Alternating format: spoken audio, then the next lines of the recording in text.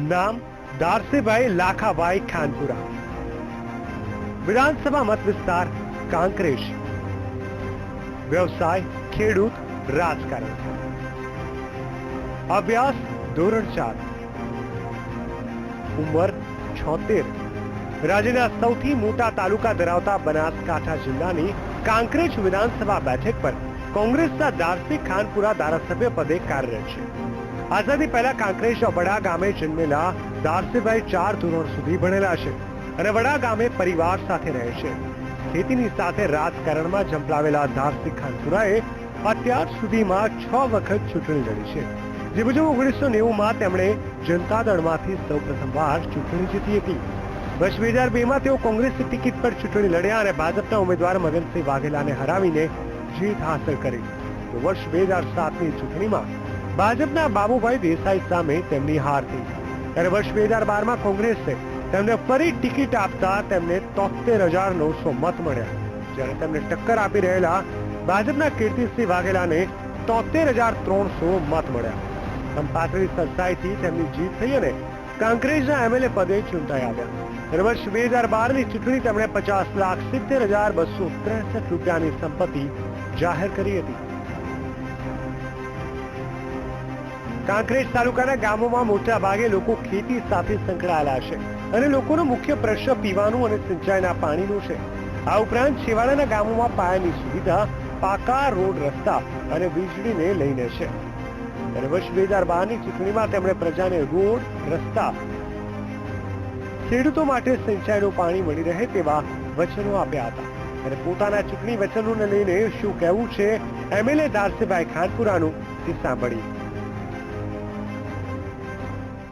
મોટે ભાગે રસ્તા લીધા, ખરવટ લીધા અને વીજળીના પ્રશ્નો રજૂઆત કરી. લોકોને સમયસર વીજળી મળે, પણ પીવાના પાણીના પ્રશ્નો લીધા. આ પ્રશ્નો વિકાસના થઈ લીધા, બધા વચનો બધા પૂરા કરી દીધા, કાંઈ નહીં.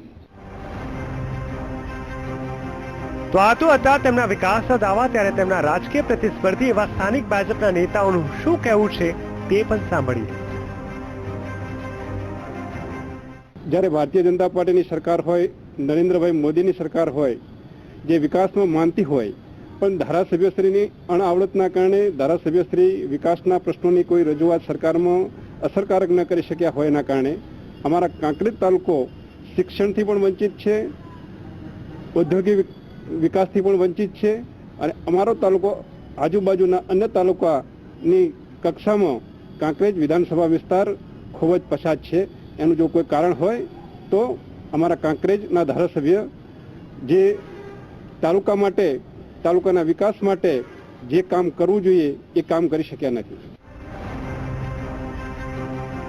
કાંકરેજ વિધાનસભા વિસ્તારમાં વડા, થરા, શિહોરી જેવા મોટા ગામોનો સમાવેશ થાય છે, જ્યારે બાકીના ગામડાઓ અંતરિયાળ છે, જેમાં આજે પણ જોઈએ એવા વિકાસના દર્શન થતા નથી.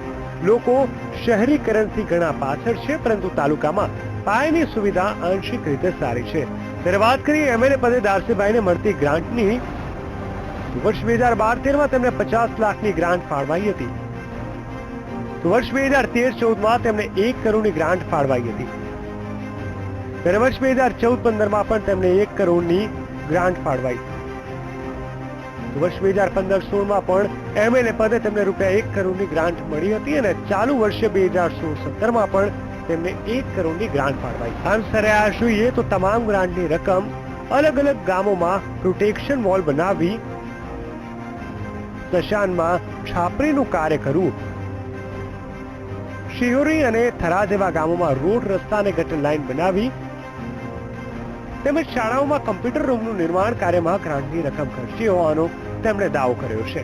ત્યારે તેમના વિકાસના દાવા પર જનતાનું શું કહેવું છે તે પણ સાંભળીએ.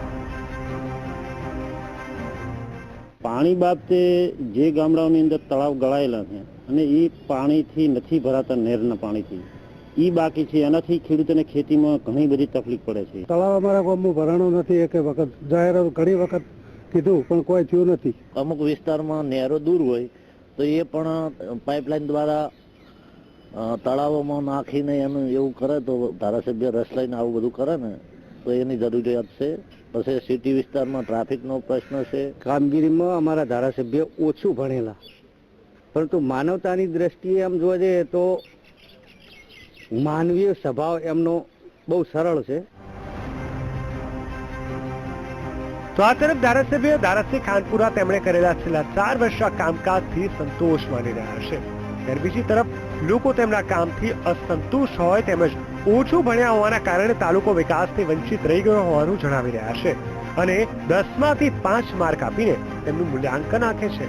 ધારાસભ્ય ખાનપુરાએ હજુ પણ કોંગ્રેસ ટિકિટ આપે તો આગામી ચૂંટણી લડવાની મહેચ્છા છે, પરંતુ કોના પર પસંદગીનું કળશ જોડે છે તે તો આવનારો સમય જ બતાવશે.